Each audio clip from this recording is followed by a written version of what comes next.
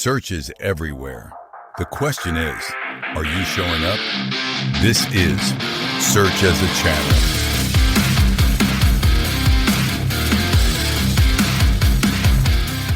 Welcome, everyone, to the deep dive. I am incredibly excited to get into our materials today. You know, it's funny how some of the biggest earthquakes in the business world, they don't start with a massive rumble. No, they really don't. Right. They usually start with a tiny, almost invisible shift, like a single date circled on a calendar. And for the digital marketing industry, that date is October 1st, 2026. Yeah. It's a deadline that is about to quietly upend how billions of dollars in advertising are spent. And honestly, it is going to completely rewrite how marketing agencies are valued. It really is a watershed moment. I mean, we are looking at a fundamental rewiring of the commercial internet. Yeah. And it is going to catch a lot of leadership teams completely off guard. Yeah, so our stack of sources today gives us a perfect 360-degree view of this. We are looking at recent major platform announcements from the top search engines, where they're announcing the permanent removal of some very specific manual advertising controls. And we're pairing that with a strategic industry teardown of what this actually means for the C-suite.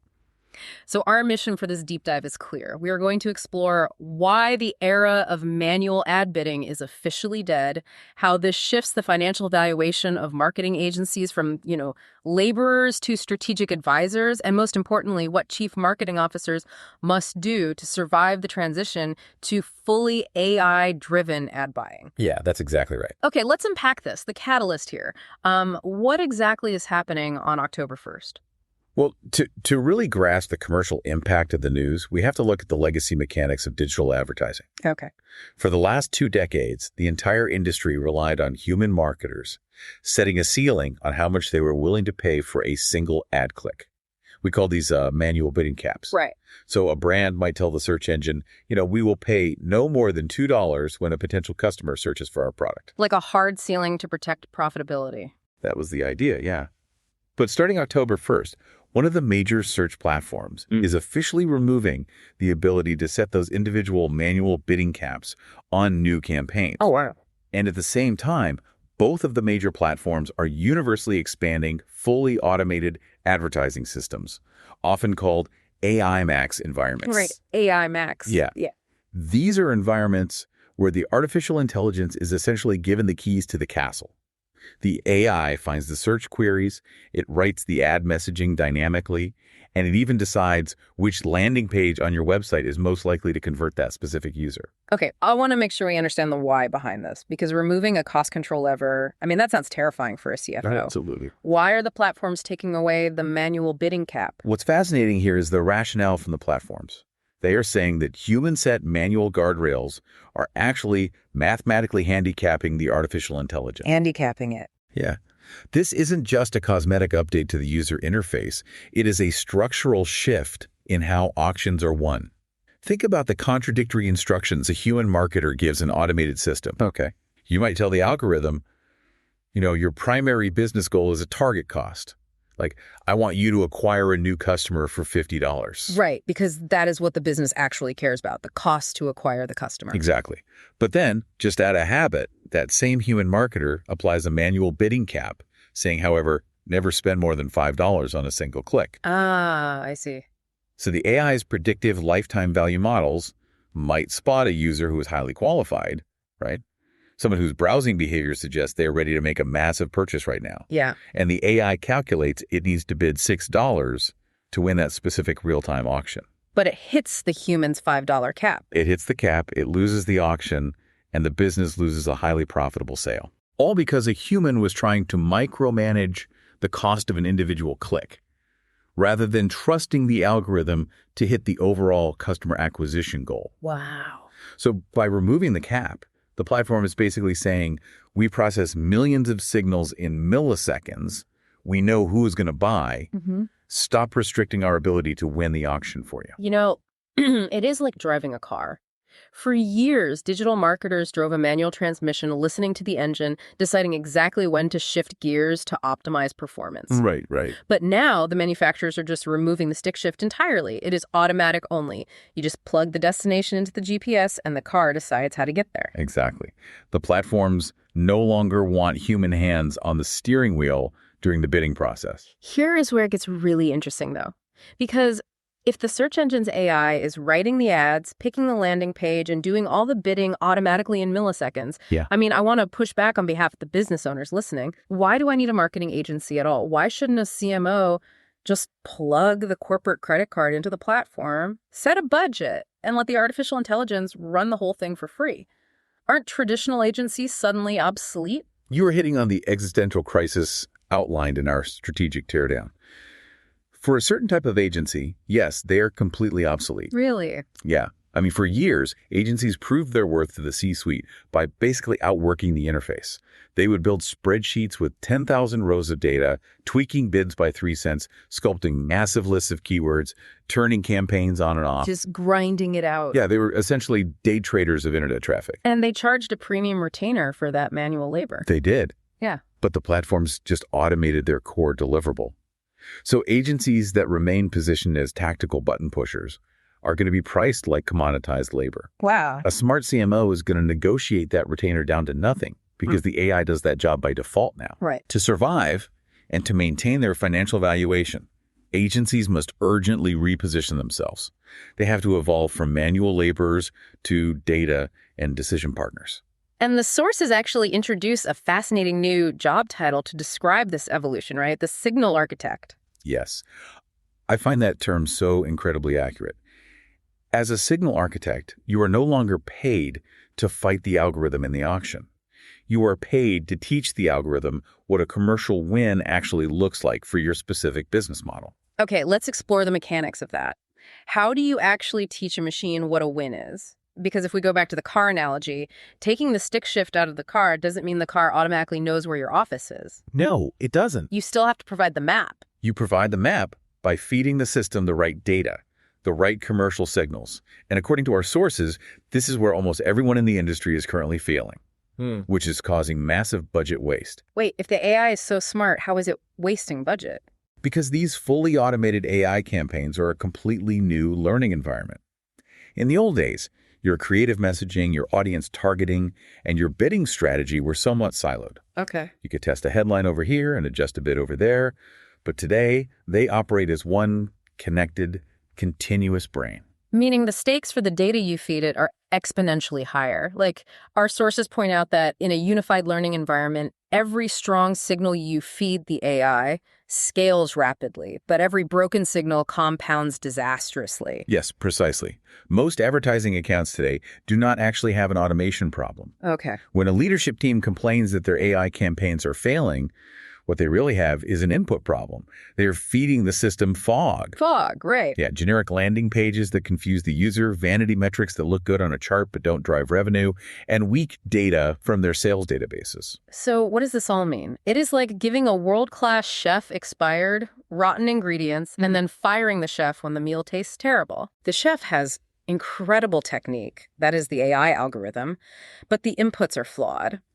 Automation does not remove the need for business strategy. It actually punishes weak strategy much, much faster. Let's use a tangible example to show how this feedback loop works. Yeah. Imagine a business-to-business software company. Okay. They tell the ad platform's AI that their goal is to get people to fill out a contact form on their website. The AI goes out, finds a user, serves them an ad, and the user fills out the form. The AI sees that form fill, counts it as a success, and pats itself on the back. But the human sales team, looking at their internal database, they know that specific lead was complete junk. Exactly. It was a college student doing a research project or a competitor trying to download their pricing sheet. But the AI doesn't know that. Right. Unless the business has a mechanism to feed that reality back into the ad platform, the AI assumes it just hit a home run. It looks at the browser history, the demographics, and the digital footprint of that college student, and it uses its massive computing power to go out and buy 10,000 more junk leads just like them. Oh, man, it just amplifies the mistake. Yeah, it literally rewrites the ad copy to be more appealing to college students. It optimizes for the wrong outcome with terrifying efficiency. I want to offer an analogy here because this is so crucial. It is like trying to train a guard dog, but you accidentally give him a treat every time he barks at the mailman instead of an actual intruder. Yes. The dog isn't stupid. He is just optimizing for the reward you provided. The AI is doing the exact same thing with our marketing budgets. It is optimizing for the treats we give it. Which means, as business leaders, we have to completely change the conversations we are having with our marketing teams. We have to stop asking tactical trivia. Right? Stop asking your agency why the cost per click on a specific keyword went up by 12 cents on a Tuesday. Just leave the micro fluctuations to the machine. Right. Focus instead on full operating model design. You have to interrogate the architecture of how your business connects its actual realized revenue back to its marketing engines. Well, our sources outline several vital leadership questions that CMOs and executives need to be asking their teams right now to evaluate that architecture. Let's dig into these because the answers dictate who thrives and who bleeds money in this new era. Let's do it. The first question: are we optimizing for leads or are we optimizing for actual closed revenue? This is the most common trap, especially in lead generation businesses. As we saw with the software company example, if your ad platform is counting a form fill as a win, but your sales team knows it was an unqualified prospect, you have a broken feedback loop. Right. The system is learning the wrong lesson. Which begs the next question: how do we fix the loop? The sources ask, are we taking our offline sales data and feeding it back into the ad platforms? And I really want to focus on the how here. Sure. If a customer clicks an ad on their phone, browses the website, but then calls the business and buys a product over the phone 3 weeks later, how does the search engine ever find out about that closed revenue? Well, that is the job of the signal architect.